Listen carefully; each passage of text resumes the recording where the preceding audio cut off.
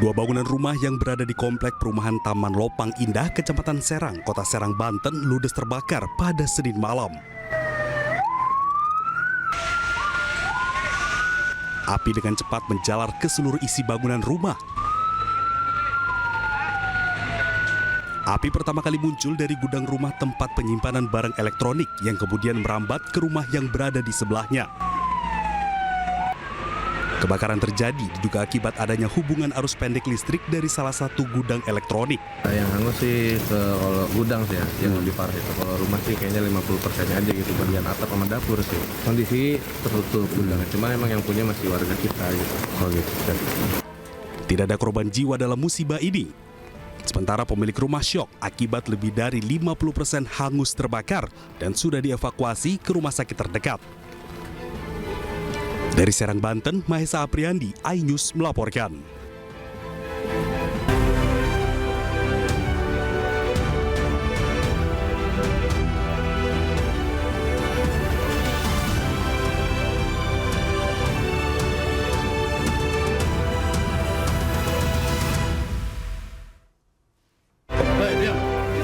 Polisi kembali menangkap 4 pelaku penggelapan mobil bos rental yang tewas ditembak di rest area kilometer 45 Tol Tangerang Merak.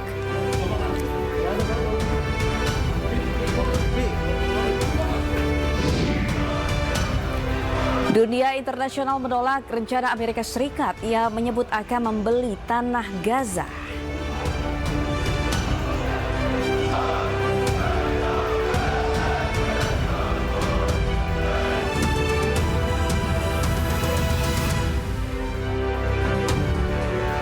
Halo, selamat malam pemirsa. Sebuah pabrik plastik di Kelurahan Pamoyanan, Kota Bogor, Jawa Barat terbakar. Diduga kebakaran akibat percikan api mesin blower pabrik. Bersama saya Sabrina Asilah, inilah iNews Malam selengkapnya.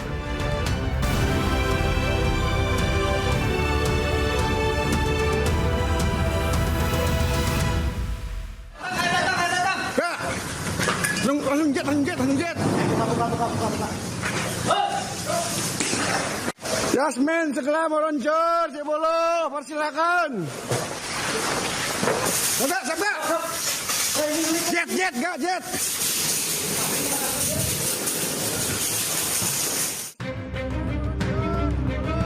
Kobaran api ini membesar saat melahap ruangan pabrik produksi plastik di Kelurahan Pamoyanan, Kecamatan Bogor Selatan, Kota Bogor, Jawa Barat.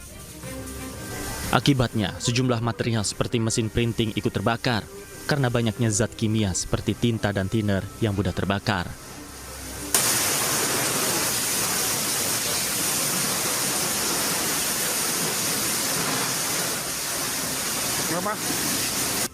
Diduga kebakaran ini dipicu akibat terbakarnya mesin blower usai tersambar percikan listrik di area tersebut. Api dengan cepat menjalar ke material lain dan membakar seluruh bangunan. Kondisi ini membuat panik para karyawan pabrik karena saat kejadian proses produksi plastik sudah dimulai. 7 unit mobil damkar dikerahkan ke lokasi untuk memadamkan api. Sini seperti itu di pabrik plastik. Kemudian segera kami merapat ke sini dan ternyata yang terbakar itu adalah mesin printing plastik. Mesin printing plastik ukuran cukup besar. Dugaan sementara penyebab kebakaran itu ada percikan api dari mesin blower yang berada di sebelah mesin printing plastik tersebut. Tidak ada korban jiwa dalam peristiwa ini, namun kerugian ditaksir mencapai ratusan juta rupiah. Dari Bogor, Jawa Barat, Andi Firmansyah, iNews melaporkan. Kecelakaan kapal cepat atau speedboat terjadi di perairan Sungai Temangga, Muara Bulungan, Kalimantan Utara, Senin siang. Dari 30 penumpang, 4 orang diantaranya ditemukan dalam kondisi meninggal dunia.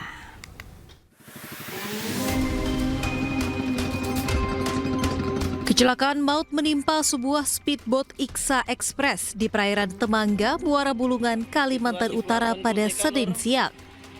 Akibat insiden tersebut, 4 dari 30 penumpang meninggal dunia dan dievakuasi ke rumah sakit terdekat, yakni RSUD Dr. Haji Sumarno Sostroatmojo, Tanjung Selor. Sementara 26 penumpang lain dievakuasi oleh tim SAR dan tim relawan serta masyarakat sekitar.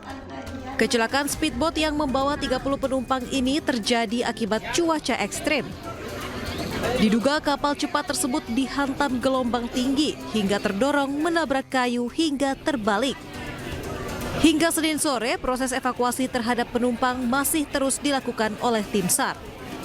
Dari Bulungan, Kalimantan Utara, Usman Codang, iNews melaporkan. Polda Metro Jaya masih mencari kapten kapal yang terbakar di dermaga 20 Marina Ancol, Jakarta Utara. Kebakaran kapal itu mengakibatkan 1 orang tewas, 5 lainnya alami luka bakar, dan 1 kapten hilang.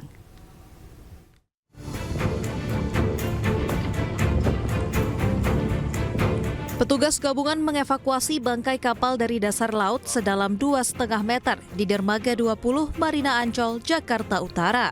Selain itu, petugas juga masih mencari 1 orang kapten kapal berinisial M yang dinyatakan hilang sejak kejadian pada Sabtu malam lalu. Total korban hingga saat ini akibat kebakaran kapal yakni 1 orang dinyatakan tewas, 5 orang lainnya alami luka bakar, dan 1 kapten kapal hilang.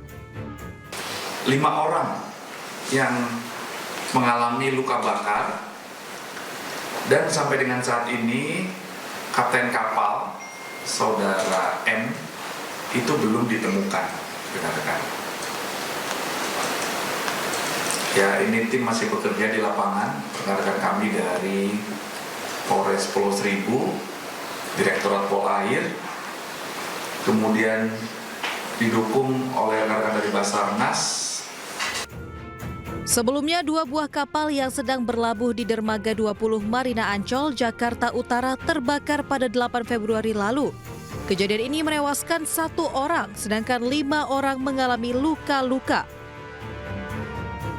Kebakaran ini juga mengakibatkan kapten kapal hilang. Dugaan sementara, kebakaran dipicu oleh 1 orang yang diduga anak buah kapal merokok saat pengisian BBM. Dari Jakarta, Helmi Sajangbati, iNews melaporkan. Polda Metro Jaya dan Puslap 4 Barreskrim Polri selidiki peristiwa kebakaran di lantai dasar gedung Kementerian ATR BPN. Untuk mengetahui penyebab kebakaran, pihak Puslap 4 Barreskrim Polri telah mengamankan sejumlah barang bukti yang diduga sebagai pemicu kebakaran.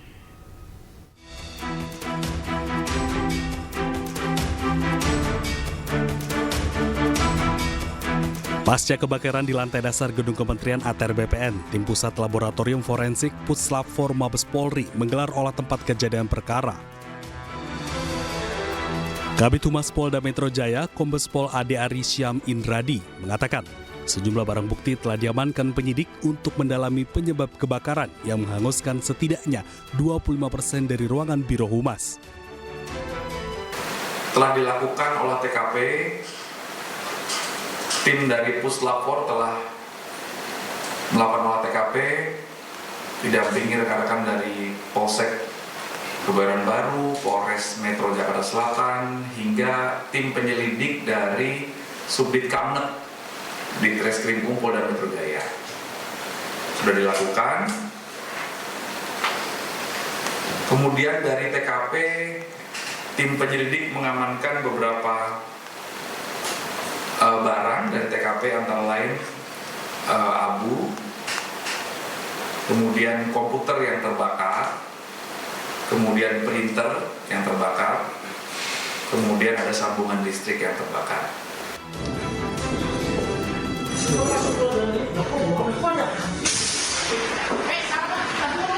Sebelumnya, Gedung Kementerian Agraria dan Tata Ruang Badan Pertahanan Nasional di Kebayoran Baru, Jakarta terbakar pada Sabtu malam.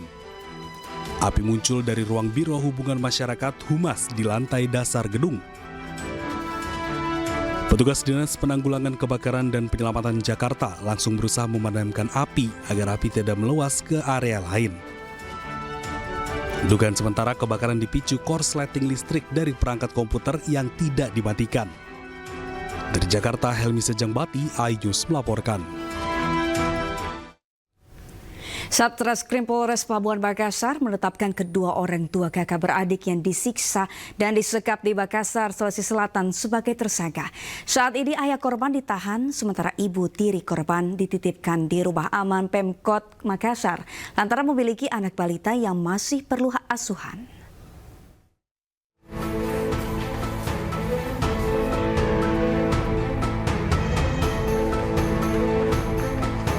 Ayah kandung dan ibu tiri dari SF, bocah perempuan 9 tahun, dan IS, bocah laki-laki 8 tahun, ditetapkan sebagai tersangka. Mereka terbukti berperan melakukan tindakan kekerasan terhadap anak. Saat ini ayah korban sudah ditahan, sementara ibu tiri korban dititipkan di Rumah Aman Pemkot Makassar lantaran memiliki anak balita yang masih perlu asuhan ibu. Ya, untuk tersangka saat ini hanya sebatas bapak dan ibunya saja, karena memang perannya dalam hal membiarkan dan juga ada menyuruh melakukan itu yang menjadikan tetapkan sebagai tersangka. Namun perlakuannya akan kita bedakan karena bapak mungkin tidak ada kendala karena bisa langsung ditahan, tapi kalau untuk ibunya kebetulan masih punya anak yang di umur 1,5 tahun. Kami sangat hati-hati dalam penanganan. Sebelumnya kakak beradik yakni SF dan IS menjadi korban kekerasan anak di Kota Makassar, Sulawesi Selatan. Kedua korban disekap dalam kamar mandi, bahkan sempat dirantai di kontrakan orang tua mereka yang berada di Wisma Permata, Jalan Flores, Kota Makassar. Tak hanya itu, kedua korban bahkan sempat disiksa hingga disiram air panas dan mengalami luka bakar di sekujur tubuh. Kedua korban kini dalam perawatan intensif di Rumah Sakit Bayangkara, Makassar. Dari Makassar, Sulawesi Selatan, Leo Muhammad Nur, iNews melaporkan. Mahkamah Agung mengecam kericuhan yang terjadi saat sidang kasus dugaan penyemaran nama baik antara Rosman Arif Nasution dan Hotman Paris. MA bahkan menyebut peristiwa tersebut merendahkan marwah pengadilan.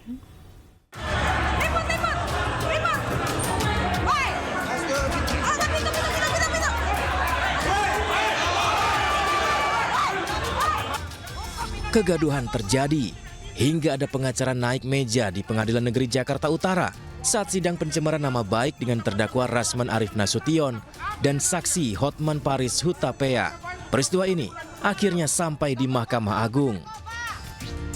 Mahkamah Agung menegaskan oknum pengacara pembuat kegaduhan di persidangan harus ditindak tegas karena dinilai merendahkan marwah pengadilan atau contempt of court. Mahkamah Agung akan memerintahkan kepada Ketua Pengadilan Negeri Jakarta Utara untuk melaporkan kejadian contempt of court tersebut kepada aparat penegak hukum dan sekaligus melaporkan oknum advokat tersebut kepada organisasi yang menaunginya dengan permintaan agar oknum tersebut ditindak tegas atas pelanggaran etik yang dilakukan. Tidak hanya sampai di situ, Mahkamah Agung juga menyoroti tim kuasa hukum Rosman Arif Nasution yang menolak keputusan majelis hakim sidang digelar tertutup. Tolong Yang Mulia. Iya, kenapa? Ini seharusnya tidak ada yang harus tertutup untuk umum, Yang Mulia. Karena chattingan ini sudah beredar di mana-mana dan saudara Hotman ini sudah bicara di mana-mana dan kasus Vina Eki juga ada kaitannya dengan pelecehan seksual bahkan dibunuh. Tolong yang adil, Yang Mulia. Kami minta supaya media meliput secara live, Yang Mulia. Mahkamah Agung kembali menegaskan bahwa keputusan sidang terbuka atau tertutup itu otoritas hakim yang dijamin penuh undang-undang. Mahkamah Agung meminta Pengadilan Negeri Jakarta Utara melaporkan peristiwa ini. Tim Liputan iNews melaporkan. Satreskrim Polresta Tangerang kembali menangkap tersangka penggelapan mobil pos rental yang tewas ditembak di rest area kilometer 45 Tol Tangerang Merak pada awal Januari 2025. Total ada 4 tersangka yang ditangkap di wilayah berbeda.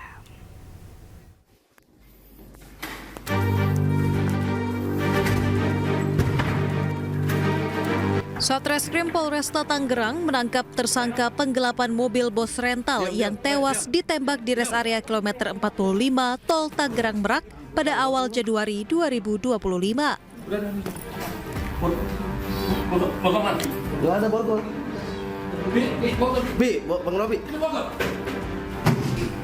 Total ada 4 tersangka berinisial IS, AS, IM, dan HR. Masing-masing ditangkap di tempat berbeda di wilayah hukum Polda Banten dan Polda Metro Jaya. Keempat pelaku ditangkap terkait rangkaian peristiwa dugaan tindak pidana penggelapan 1 unit kendaraan roda 4 jenis sedan. Jadi jumlah 4 orang dari awal sampai proses kami melaksanakan tahapan penyidikan selama 1 bulan. Diamankan di mana Pak Kasat? Untuk saudara AS, kami melakukan upaya pengungkapan di daerah Pandeglang. Lanjut, untuk saudara IS, kami pun juga sama, melakukan pengembangan juga di daerah Pandeglang. Dan saudara IM, kami lakukan upaya pengungkapan di daerah Tangerang. Dan lanjut lagi kepada saudara HR pun di daerah Kota Serang. Perannya sebagai apa Pak? Semua di dalam rangkaian dugaan tindak pidana pasal sangkaan 372. Polisi masih memburu 1 pelaku yang masih buron dan kepada para tersangka ditetapkan dengan pasal 378 junto pasal 338. Dari Kabupaten Tangerang, Banten, Aimarani, iNews melaporkan. Sementara pelaku utama penembakan bos rental di rest area kilometer 45 Jakarta Barat, yakni 3 oknum TNI Angkatan Laut menjalani sidang perdana di Pengadilan Militer 208. 2 dari 3 oknum TNI Angkatan Laut tersebut didakwa pembunuhan berencana.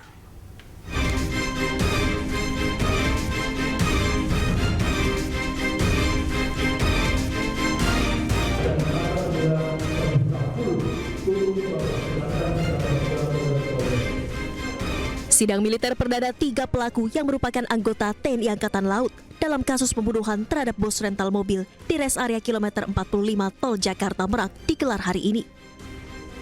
Sidang digelar di Pengadilan Militer 208 Jakarta Timur. Agenda sidang perdana hari ini adalah pembacaan surat dakwaan kepada 3 anggota TNI Angkatan Laut tersebut. 3 anggota TNI AL yang terlibat diberikan dakwaan kombinasi. Terdakwa 1 dan 2 didakwa primer, yaitu pasal 340 Junto 55 ayat 1 KUHP tentang pembunuhan berencana. Dan terdakwa 3 dijatuhi pasal 480 tentang penadahan. Atas dakwaan tersebut, kuasa hukum 3 anggota TNI Angkatan Laut tidak mengajukan eksepsi atau menerima dakwaan yang diberikan. Bahwa atas dakwaan tersebut tadi penasihat hukum terdakwa maupun terdakwa tidak mengajukan eksepsi atau keberatan atas dakwaan auditor militer yang telah disampaikan tadi. Sidang akan dilanjutkan dengan agenda pemeriksaan saksi yang akan digelar pada Selasa 18 Februari 2025 dengan menghadirkan 5 saksi. Dari Jakarta, Jessica Winoto, Leman, iNews melaporkan.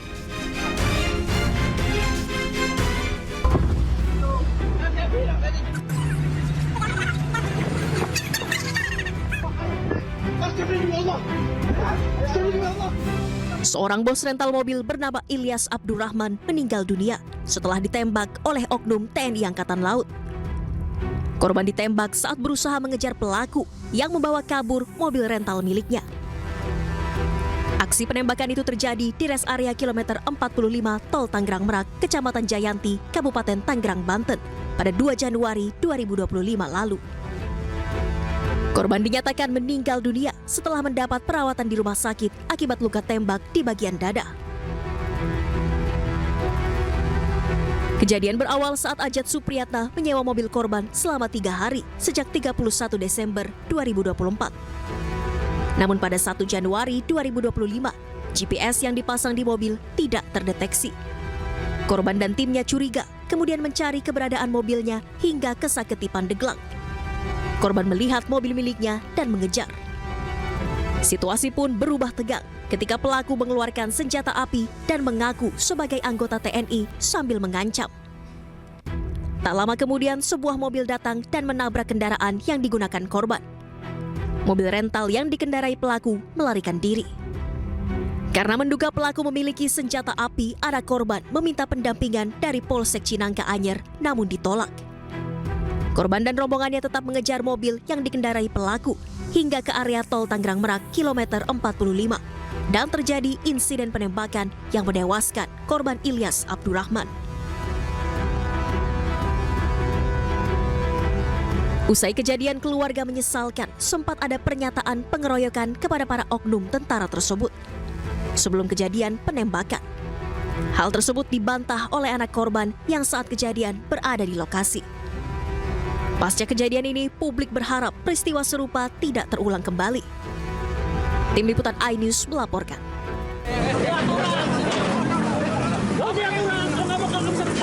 Polisi cuma ngamanin, Pak. Polisi cuma ngamanin, jangan mihak, Pak, jangan mihak. Ketegangan terjadi antara beberapa penjaga yang melarang masuk pemilik ke dalam area tanah sengketa di Jalan Raya Lenteng Agung, Tanjung Barat, Jagakarsa, Jakarta Selatan. Adu mulut, bahkan nyaris baku hantam terjadi antar keluarga ahli waris dengan pihak pengklaim.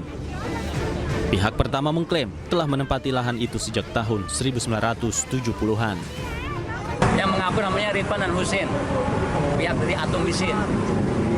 Yang mengklaim tanah di sini. Percayaan kami satu, saat mereka pindah ke tempat lain, ada tanah kosong di sini menurut mereka 3.000 sekian.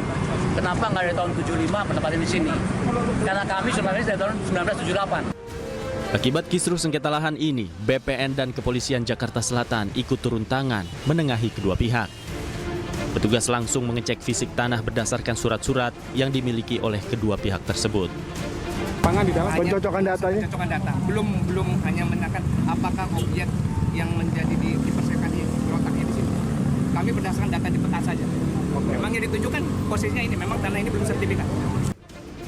Sementara kasus sengketa lahan ini akan dikaji kembali oleh Pengadilan Negeri Jakarta Selatan lantaran adanya dugaan mafia tanah yang melegalkan tanah warga tersebut. Dari Jakarta, Rizky Falupi, iNews melaporkan. Sementara itu, tim kuasa hukum penggugat menjelaskan pihaknya telah memenangkan hak atas tanah berdasarkan putusan Mahkamah Agung. MA memutuskan ahli waris penggugat adalah pemilik sah tanah yang berada di kawasan Jalan Raya Lenteng Agung, Tanjung Barat, Jagakarsa, Jakarta Selatan. Dalam gugatan keperdataan, kami sebagai penggugat juga sudah jelas-jelas memenangkan di tingkat pertama, banding, dan kasasi. Ya, sehingga kami setelah melakukan konstatering, pencocokan data-data, kami juga sudah mengajukan surat permohonan kepada Pengadilan Negeri Jakarta Selatan untuk dilakukan eksekusi pengosongan. Nah, kita tinggal menunggu dari Pengadilan Jakarta Selatan kapan itu akan dilakukan.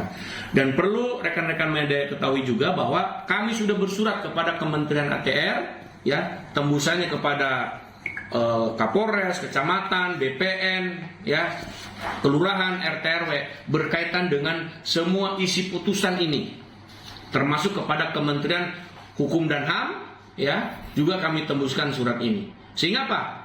Kalau mereka di seberang sana berteriak bahwa diduga klien kami sebagai mafia tanah, salah dan keliru. Justru yang menjadi mafia tanah itu adalah orang tuanya yang secara sah sudah divonis oleh Pengadilan Jakarta Selatan atas pemalsuan akte hibah dan pemalsuan Kejaksaan Agung menggeledah kantor Ditjen Minyak dan Gas Kementerian SDM di Jalan Rasuna Said, Jakarta. Penggeledahan digelar di 3 ruangan di kantor Ditjen Minyak dan Gas Kementerian SDM di Jalan Rasuna Said, Jakarta, dimulai sejak pukul 13 waktu Indonesia Barat. Kepala Pusat Penerangan Hukum Kejaksaan Agung Harli Siregar menyebut penggeledahan terkait dugaan tindak pidana korupsi tata kelola minyak mentah dan produk kilang pada PT Pertamina, Subholding, dan kontraktor-kontrak kerjasama atau KKKS tahun 2018 sampai dengan 2023. Dari hasil penggeledahan, Kejagung menyita sejumlah dokumen dan alat-alat elektronik. Jangan maju lah, kita ngapain di sini?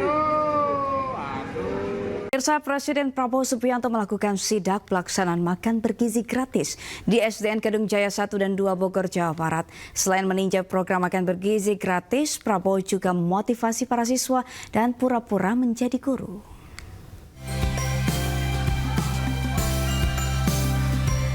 Presiden Republik Indonesia Prabowo Subianto meninjau pelaksanaan program makan bergizi gratis di Sekolah Dasar Negeri Kedung Jaya 1 dan 2 Kota Bogor, Jawa Barat, Senin pagi.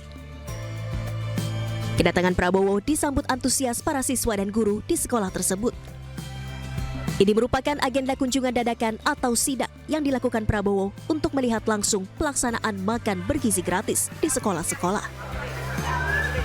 Presiden Prabowo memantau langsung distribusi makanan bergizi gratis yang disiapkan. Tak hanya meninjau MBG, Kepala Negara juga memantau kegiatan belajar mengajar di sekolah tersebut dan memberikan motivasi kepada para siswa.